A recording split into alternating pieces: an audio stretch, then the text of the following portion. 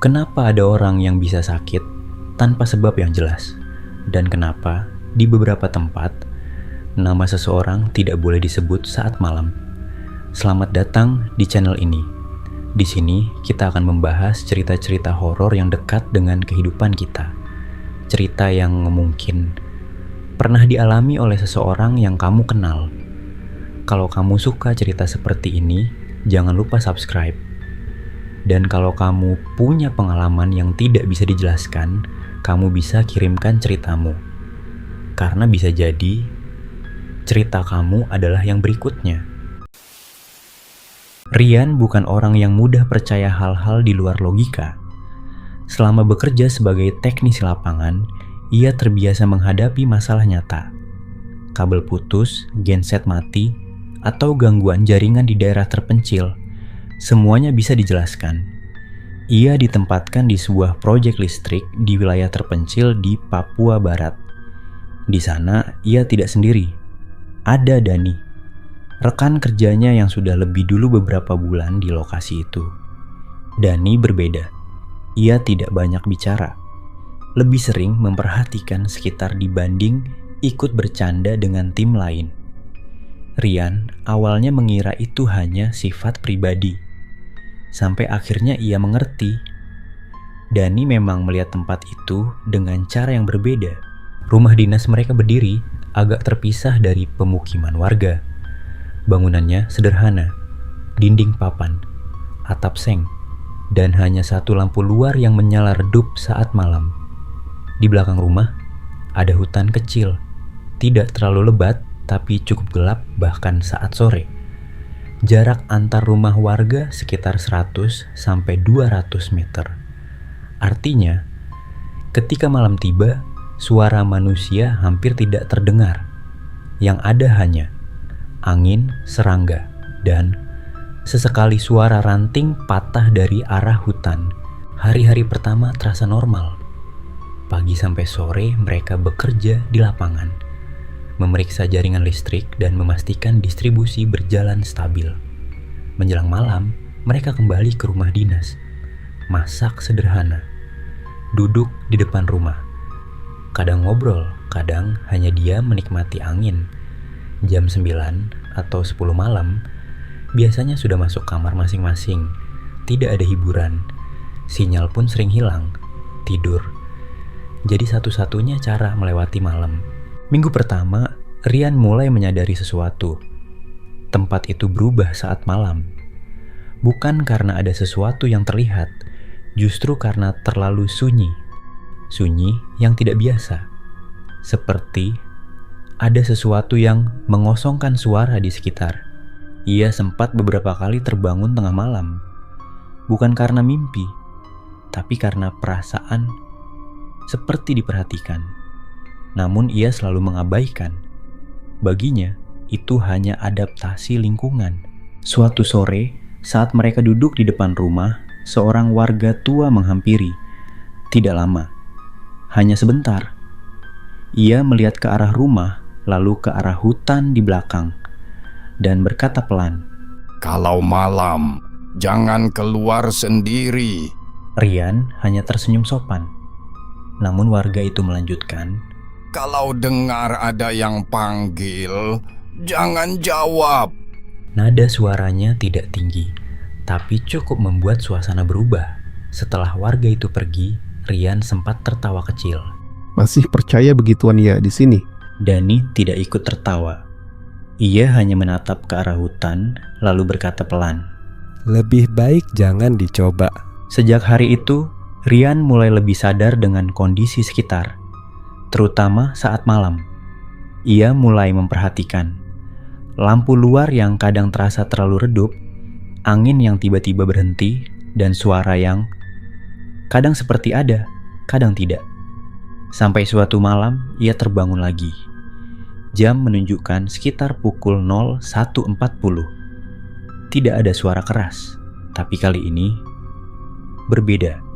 Ia mendengar sesuatu, suara langkah, pelan, di luar rumah, bukan satu kali lewat, tapi berulang. Seperti seseorang berjalan mengelilingi rumah. Langkah itu tidak terburu-buru, tidak berat, tapi jelas, 1 putaran. Lalu kembali lagi. Rian duduk di tempat tidur, diam. Mencoba memastikan itu hanya hewan. Namun pola langkah itu terlalu rapi, terlalu manusia. Ia melihat ke arah pintu, tidak ada bayangan, tidak ada suara lain, hanya langkah itu yang terus berputar. Rian mulai merasakan sesuatu yang berbeda. Bukan takut, tapi tidak nyaman. Seperti ada sesuatu yang sengaja ingin diketahui keberadaannya, namun tidak ingin terlihat. Ia tidak berani keluar.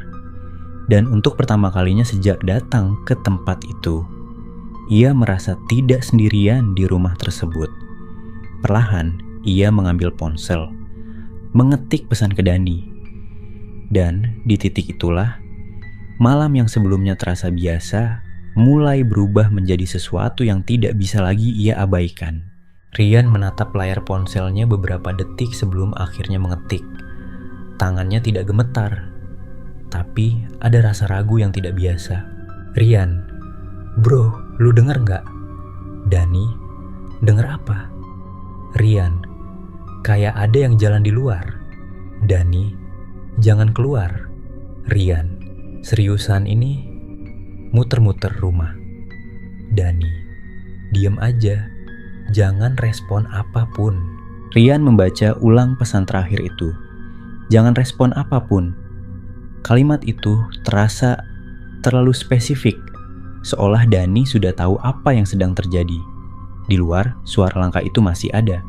Pelan, konsisten. 1 putaran, lalu kembali lagi. Dan entah kenapa, jaraknya terasa semakin dekat dengan pintu. Beberapa menit kemudian, suara itu berhenti. Bukan menjauh, bukan menghilang perlahan, tapi berhenti begitu saja. Tepat di depan pintu. Rian menahan napas, ia mencoba mendengarkan. Tidak ada apa-apa, tidak ada langkah, tidak ada gesekan, hanya diam. Dan justru diam itu yang terasa lebih menekan. Tidak ada yang terjadi setelah itu. Tidak ada ketukan, tidak ada suara lain. Sekitar 10 menit kemudian, rasa kantuk perlahan datang. Bukan karena tenang, tapi karena tubuhnya lelah menahan tegang. Rian akhirnya tertidur. Namun, sejak malam itu, ada sesuatu yang berubah. 2 hari kemudian, Dani mulai terlihat berbeda. Awalnya hanya diam lebih lama dari biasanya. Lalu mulai jarang keluar kamar. Saat Rian bertanya, jawabannya singkat, capek. Namun, malam harinya, Rian mendengar Dani terbangun. Langkah di dalam kamar, suara napas yang tidak teratur, seperti seseorang yang baru bangun dari mimpi buruk. Pagi harinya, Dani akhirnya bercerita. Tidak panjang, tapi cukup jelas. Ia bermimpi hal yang sama 2 malam berturut-turut. Seorang perempuan tua berdiri di luar rumah. Tidak mendekat, tidak berbicara. Hanya berdiri dan menatap ke arah kamar. Rian mencoba menanggapi santai. Mungkin cuma kebawa cerita warga kemarin. Hari berikutnya, Dani demam. Tidak tinggi, tapi tidak turun. Tubuhnya terlihat lebih lemas dari biasanya. Yang aneh, tidak ada gejala lain. Tidak batuk, tidak flu. Tidak ada tanda infeksi. Hanya lemah. Dan setiap malam, ia kembali bermimpi hal yang sama. Perempuan itu masih di tempat yang sama. Malam itu, Rian kembali terbangun. Jam menunjukkan pukul 02.00 lewat. Ia tidak langsung membuka mata. Tapi ia sudah tahu. Suara itu kembali. Namun kali ini berbeda. Tidak lagi mengelilingi rumah. Langkahnya lebih sedikit. Lebih pendek. Seperti berjalan langsung ke satu titik. Rian membuka mata perlahan. Suara itu berhenti. Tepat di depan pintu.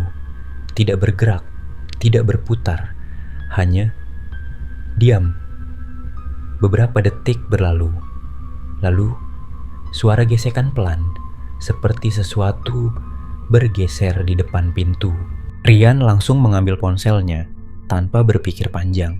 Dia balik lagi. Diam. Ini di depan pintu sekarang. Jangan buka. Dia nggak jalan, cuma diem. Rian, jangan jawab apapun. Rian menatap pintu. Tidak ada bayangan, tidak ada cahaya berubah. Tapi jelas, ada sesuatu di sana. Beberapa detik kemudian, suara itu muncul. Pelan, serak. Rian. Tubuh Rian langsung menegang. Suara itu tidak terdengar dari jauh. Tidak dari luar halaman, tapi tepat di depan pintu. Seperti seseorang berdiri hanya beberapa sentimeter dari kayu itu. Refleks pertama Rian adalah menjawab. Hanya satu kata. Iya. Tapi ia menahan diri. Ia ingat pesan Dani. Ia ingat peringatan warga. Dan untuk pertama kalinya, ia benar-benar merasa takut. Ia tidak menjawab, tidak bergerak, tidak mengeluarkan suara apapun. Rian masih duduk diam di tempat tidur. Matanya tertuju ke arah pintu. Ia tidak menjawab, tidak bergerak. Beberapa detik terasa panjang. Lalu suara itu terdengar lagi. Kali ini lebih pelan. Rian seolah mencoba memastikan, menunggu respon. Namun Rian tetap diam. Setelah itu tidak ada suara lagi. Tidak ada langkah menjauh. Tidak ada gesekan. Hanya hilang. Seperti sesuatu yang tidak pernah ada. Rian tidak langsung tidur. Ia tetap terjaga sampai pagi. Saat pagi datang, Rian langsung menuju kamar Dani. Ia mengetuk pelan. Tidak ada jawaban. Saat pintu dibuka, Dani terbaring. Matanya terbuka setengah. Napasnya berat. Tubuhnya dingin. Beberapa menit kemudian, Dani muntah. Cairan hitam keluar dari mulutnya. Tidak banyak, tapi cukup membuat Rian panik. Ia tidak menunggu. Langsung membawa Dani ke klinik terdekat. Dokter memeriksa cukup lama. Namun hasilnya tidak jelas. Tidak ada infeksi berat. Tidak ada kerusakan organ yang bisa dijelaskan. Hanya satu kesimpulan sementara. Kondisi tubuh menurun drastis tanpa sebab pasti. Seorang warga tua datang menjenguk. Ia tidak langsung bicara. Hanya melihat Dani beberapa saat. Lalu berkata pelan, Ini bukan sakit biasa. Rian mulai kehilangan kesabaran. Maksudnya apa, Pak? Warga itu menatap Rian. Ini dikirim. Warga itu akhirnya menyebut satu nama. Seorang mantan pekerja proyek. Orang lokal yang pernah bekerja bersama mereka, namun diberhentikan beberapa bulan lalu. Alasannya, pelanggaran kerja. Dan yang menandatangani laporan itu Dani. Rian mulai mengingat. Orang itu memang pernah datang ke lokasi. Pendiam, jarang bicara. Namun saat diberhentikan, ia sempat marah. Tidak besar, tidak berteriak, tapi cukup jelas. Ini belum selesai. Kalimat itu sempat dianggap emosi sesaat.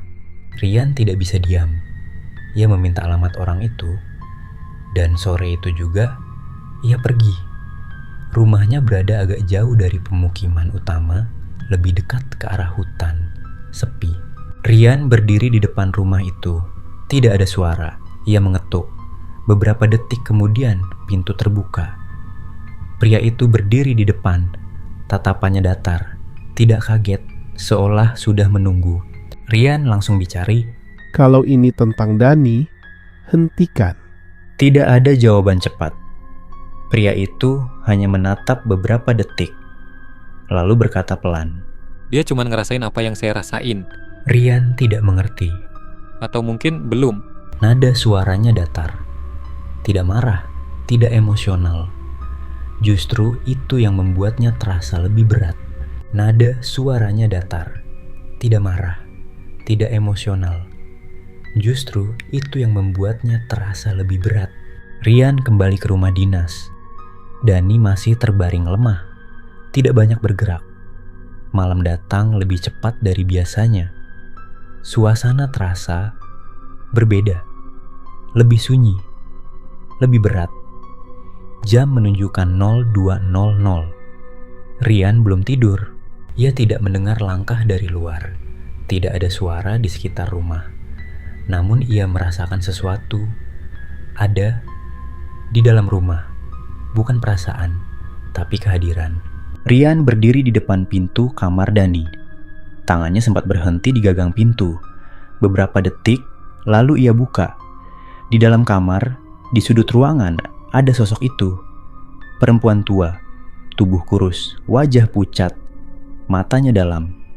Ia tidak bergerak, tidak mendekat, hanya berdiri, menatap Dani. Lampu tiba-tiba berkedip. Sekali, dua kali, lalu padam sebentar. Saat menyala kembali, sosok itu tidak ada. Hanya Dani, terbaring diam. Pagi hari, Dani dinyatakan meninggal. Tidak ada luka, tidak ada tanda kekerasan. Hasil medis tetap sama. Gagal organ mendadak. Kasus ditutup. 3 hari kemudian, kabar datang. Pria yang ditemui Rian ditemukan meninggal di rumahnya, sendirian. Kondisinya hampir sama. Tubuh lemah, tanpa luka, tanpa sebab jelas. Rian dipindahkan dari lokasi itu. Tidak ada investigasi lanjutan, tidak ada laporan khusus, semua dianggap kebetulan. Namun bagi Rian, semuanya terlalu berurutan untuk disebut kebetulan. Malam, rumah dinas itu kini kosong, gelap, tidak ada suara.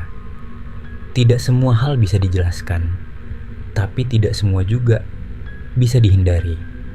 Dan kadang, apa yang kita kirim ke orang lain akan kembali dengan cara yang sama.